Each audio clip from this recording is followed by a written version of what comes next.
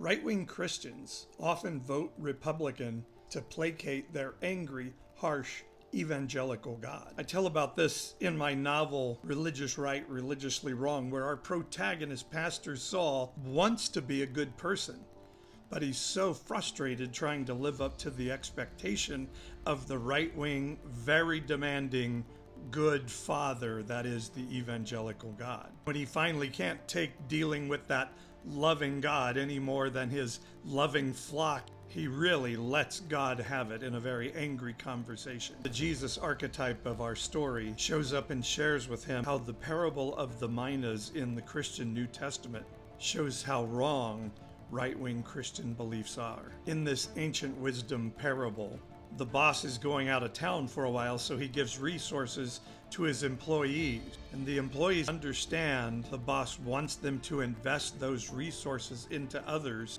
But one employee that sees the boss as a harsh, angry man buries his resources in the ground.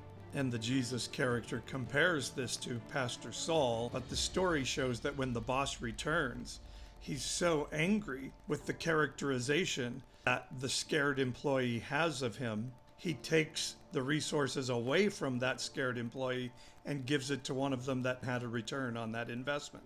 The religious person who believes spiritual life is all about following rules will always be unable to fearlessly invest their resources of love and generosity and relationship and hospitality into others, because they're afraid if they slip up, their God will punish them. And when they see someone that doesn't live under that same principality and pressure and shame and able to give love and hospitality freely, they truly hate the free person.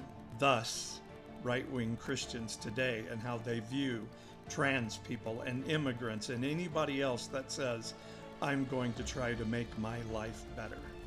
I know this election season is so confusing. And if you want some insight on the right-wingers and Christians that are voting for amoral candidates and calling it Christian, and wonder what transformation could look like for the conservative Christian in your life, then check out my novel. Because the religious right is religiously wrong, and it's just a response to the new emotional and spiritual transformation that is at hand and can truly transform people and transform the world.